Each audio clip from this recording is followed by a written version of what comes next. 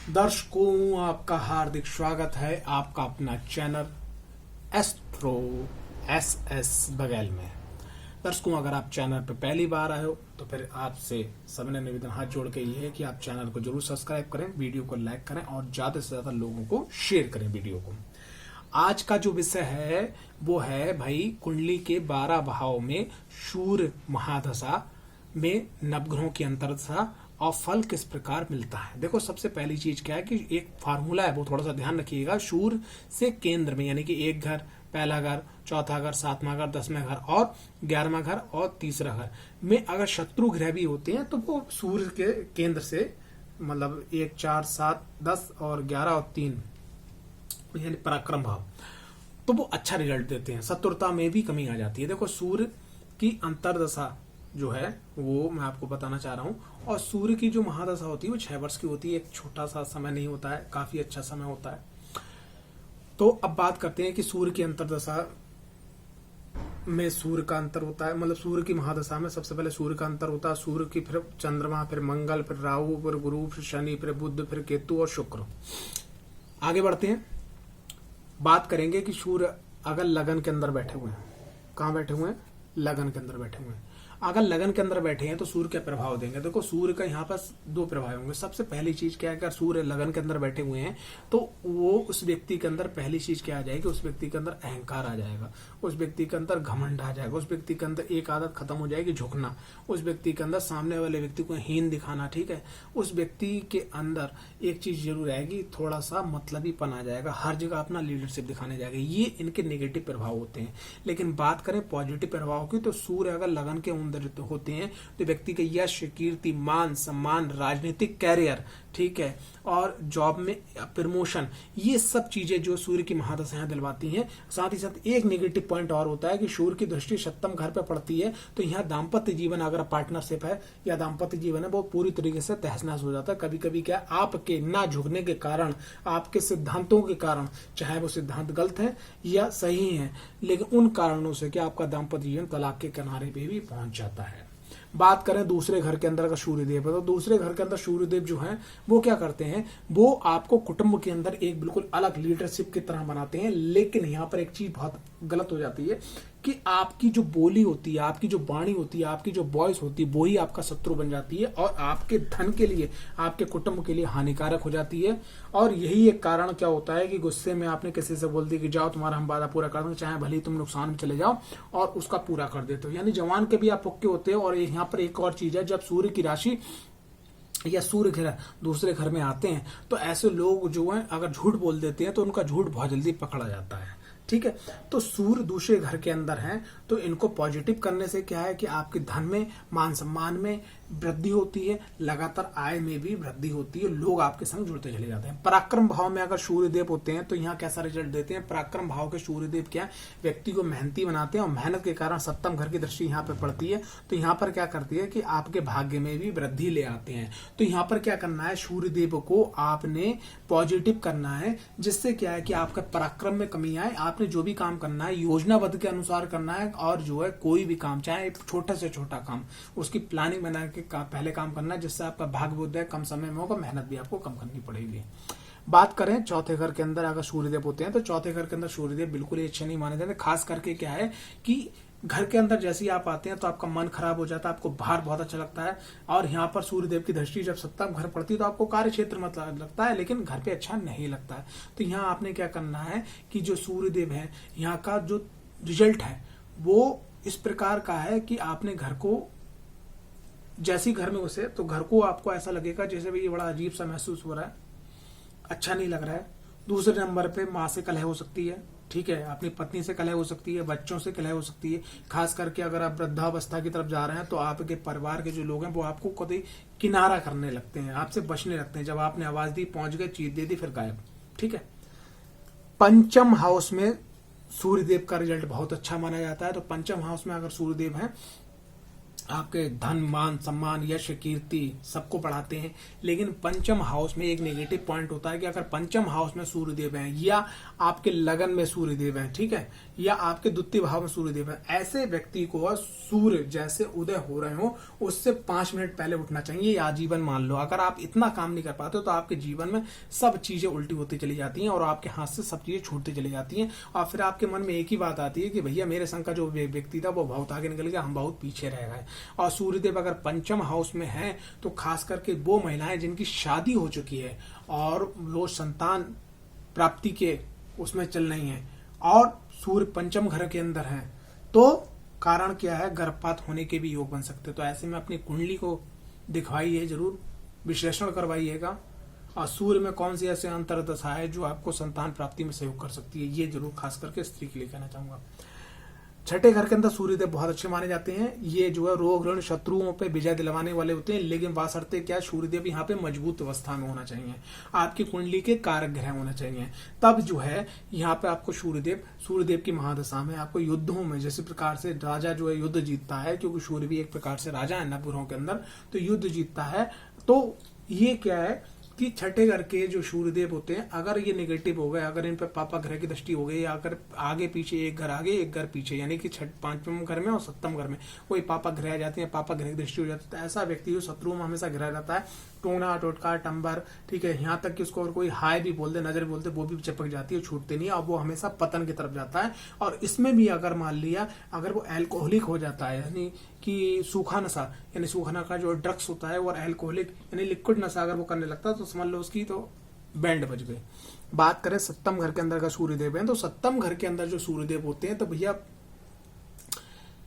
मुझसे अगर कोई व्यक्ति पूछे कि सप्तम घर के अंदर का सूर्यदेव है, भले ही कारक है और सूर्य की महादशा आ जाए, ये अंतरदशा आ जाए, तो भैया दाम्पत्य जीवन में तलाक होता है 101% आज की जनरेशन में। कारण सूर्य अंगारक ग्रह, सामने वाले के व्यक्ति की आप सुनोगे नहीं। जब आप सामने वाले व्यक्ति की एक बार नहीं सुनोगे, 2 बार नहीं सुनोगे, 4 बार नहीं सुनोगे, तो ये अलग 6 साल का समय है बॉस, कभी न तो कभी पलटवार होगा। जब पलटवार होगा वो आप सह नहीं पाओगे, इसलिए दोनों अलग हो जाओगे। तो सप्तम घर के अंदर सूर्यदेव है तो पार्टनरशिप, दाम्पत्य जीवन पूरी तरीके से तहस नहस हो सकता है। बाकी जो है और क्षेत्रों के लिए बढ़िया है। अष्टम घर के अंदर सूर्यदेव जो क्या है वो आपको डिप्रेशन, मानसिक तनाव, आपकी यश कीर्ति मान सम्मान में कमी, पिता के स्वास्थ्य में कमी, ठीक है, पारिवारिक जिम्मेदारी समय से पहले आ जाना, ये सब चीजें हो जाती हैं। तो अष्टम घर के अंदर का सूर्यदेव है तो आपको जरूर कुंडली को विश्लेषण करवाना चाहिए। और अष्टम घर के अंदर सूर्यदेव है तो एक चीज और होती है कि कोई आपको शत्रुओं से इस प्रकार से बचना लगना है। अगर अष्टम घर के अंदर सूर्यदेव या अष्टम घर के अंदर मंगल या छठे घर के अंदर सूर्यदेव या छठे घर के अंदर मंगल, मैंने जिन लोगों की कुंडली देखी है तो उसमें बस एक चीज मैंने पाई है जो मैं आपसे शेयर करना चाहता हूँ। ऐसे लोगों की जैसे चक्कू मार के, गोली मार के, गला काट के, दुर्घटना बस में, ये एक्सीडेंट हो गए, इस प्रकार की मृत्यु होती है। तो अगर आपकी सूर्य की महादशा चल रही है तो भैया इन चीजों का विशेष थोड़ा सा आप ध्यान रखिएगा, कुंडली जरूर विश्लेषण करवाइएगा। नवम भाव में अगर सूर्यदेव है तो क्या बात है भैया, अगर शत्रु राशि में भी है ना तो बहुत अच्छा रिजल्ट देते हैं साहब। बस आपने पिता का मान सम्मान करते चले जाना है और सूर्य की जो प्रकृति है उसको फॉलो करना है। दसम घर के अंदर सूर्यदेव दिग्बली हो जाते हैं, सब कुछ आपको मिल जाता है साहब, सूर्य की महादशा में सब कुछ मिल जाता है। लेकिन ग्रह कले बहुत दबा के होता है, इसलिए जब सूर्यदेव दसम घर के अंदर है तो आपकी कुंडली के अनुसार आपका जो चौथा घर है, आपका जो लगन है, आपका जो पंचम हाउस है वो आपका द्वितीय हाउस है, इसको मजबूत करना सूर्य के संग में अति आवश्यक है। अगर आप नहीं करते हो मजबूत तो एक बात ध्यान रखना कि ये एक जो 5 वाट 10 वाट आज की डेट में 30 वाट 40 वाट के जो बल्ब हमारे यहाँ लगते हैं ना, वो रोशनी देते हैं, आंखों को चमकाते हैं, लेकिन अगर वहीं पे हाइलोजन लग जाए 2000 वाट की ना तो आप कमरे में इतनी भयंकर रोशनी और गर्मी में आप सह नहीं पाओगे। तो दसम घर के अंदर सूर्यदेव दिग्बली हो जाते हैं तो यहाँ पर क्या है कि इनका प्रकाश इतना हो जाता है तो आपने क्या करना, उस प्रकाश में पूरी कुंडली अंधकार में हो जाती है। जो अत्यधिक प्रकाश में भी कुंडली अंधकार में हो जाती है, ऐसे में लगन, चौथा घर और आपका पंचम घर और दूसरे घर की क्या अवस्था, उनको भी मजबूत करना अति आवश्यक। बनना सब कुछ होते हुए आपको कुछ नहीं मिल पाएगा। वही एक कहावत हो जाएगी, समुद्र किनारे रहते हैं लेकिन प्यास कभी नहीं बुझी। 11वें भाव के अंदर अगर सूर्यदेव हैं तो भैया बहुत ही बढ़िया माने जाते हैं, अति उत्तम माने जाते हैं, जबरदस्त माने जाते हैं सभी प्रकार से। बस यहाँ पर आपको पैरों का विशेष ध्यान रखना है। और अगर 11वें भाव के अंदर सूर्यदेव हैं तो आपकी कुंडली के अंदर पंचम भाव में कौन सी राशि आ रही है उसकी रेमेडी कुंडली दिखवाने के बाद जरूर करना चाहिए, वरना ये 11वें भाव को सूर्यदेव आपकी मनोकामना तो पूरी करेंगे लेकिन आपके लाइफ के सिस्टम को पूरी तरीके से बिगाड़ देंगे।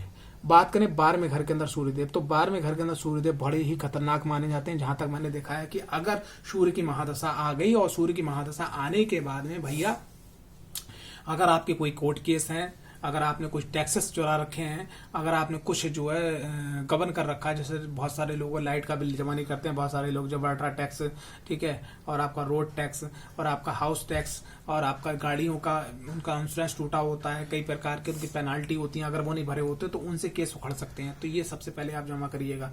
और 12वें घर के अंदर सूर्यदेव जो है आपको कोर्ट कचहरी, अस्पताल, लड़ाई झगड़ा, एक्सीडेंट, दुर्घटना, गुप्त तरीके से काट के मार देना, ये सब चीजें पैदा कर सकते हैं। तो यहाँ आपने क्या करना है कि सूर्यदेव को सकारात्मक कर लेना है, लेकिन कुंडली अध्ययन के बाद में। तो 12 भाव थे मैंने बता दिया। अब बात करें सूर्य के अंदर, सूर्य का अंतर नॉर्मल है। सूर्य के अंदर चंद्रमा का अंतर, यानी सूर्य और चंद्रमा जब आसपास होते हैं, बिल्कुल पास पास होते हैं तो अमावस योग बनता है। तो सूर्य में अगर चंद्रमा का अंतर चल रहा है तो ऐसे में क्या करना चाहिए, व्यक्ति को नित्य शिवलिंग पर जल चढ़ाना चाहिए। अगर शिवलिंग पर जल नहीं चढ़ा सकते हैं तो 10 मिनट कम से कम मेडिटेशन करना चाहिए। ओम नमः शिवाय मंत्र से भगवान शिव का ध्यान करना चाहिए कि पद्मासन में बैठे हुए शांत मुद्रा में आंखें बंद करे उनका ध्यान करना चाहिए। सूर्य के संग में अगर मंगल की महादशा चल रही, मंगल का मतलब अंतरदशा आ गई है सूर्य की महादशा में, तो यहाँ आपने क्या करना है, आपने एक बात बिल्कुल बढ़िया करके गांठ मान लेना है कि जब तक मंगल की महादशा मतलब मंगल की अंतरदशा रहे सूर्य में, तो ऐसे में सूर्यदेव को जल देने के बाद हनुमान चालीसा का पाठ जरूर करना है। सूर्य में अगर राहु का अंतर चल रहा है तो आपने क्या करना है, नित्य सोने से पहले बिस्कुट जो है, जो गले के कुत्ते होते हैं उनको जरूर डालना है, यानी उनको फीड्स करना है। और उसके बाद में बात करें अगर सूर्य के अंदर गुरु का अंतर चल रहा है तो ऐसे में व्यक्ति को क्या है, प्रत्येक मंगलवार को, प्रत्येक रविवार को, प्रत्येक गुरुवार को केले जो है किसी धर्म स्थान पर डोनेट करना चाहिए और कोई मंदिर है तो वहां भोग लगवाना चाहिए। बात करें अगर सूर्य के अंदर शनि का अंतर आ रहा है तो ऐसे में क्या करना चाहिए, सूर्य के अंदर अगर शनि का अंतर आ रहा है तो प्रत्येक शनिवार और अमावस्या जो धर्म स्थल होते हैं, जैसे कुष्ठाश्रम हो गया, अनाथ आश्रम हो गया, वृद्धाश्रम हो गया, विकलांग हो गए और जो ब्लाइंड लोग होते हैं उनकी मदद जरूर करना है आपने, ठीक है।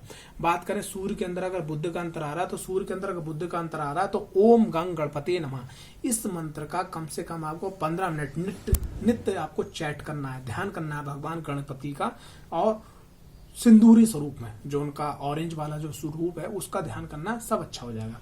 सूर्य के संग अगर केतु आ जाए, ठीक है, तो आपने क्या करना है, सूर्य के अंदर अगर केतु आ जाए तो आपने एक बात का बिल्कुल ध्यान रखना है कि आपने जो भी उस बीच नवरात्रि आए तो ध्वजा, नारियल, पान सुपारी यानी कि झंडा यानी फ्लैग, माता रानी का ओम अंकित करा हुआ नारियल, ये मंदिर में जो चढ़वाएं और झंडा ज्यादा से ज्यादा ऊंचाई पे लगवाएं। पहला काम आपने ये करना है। दूसरा काम आपने ये करना है कि रात को लेटते समय कुत्तों को जो है फीड से जरूर करवाएं, तो कुत्तों को रोटी है यानी ब्रेड है यानी बिस्कुट है जरूर खिलवाएं।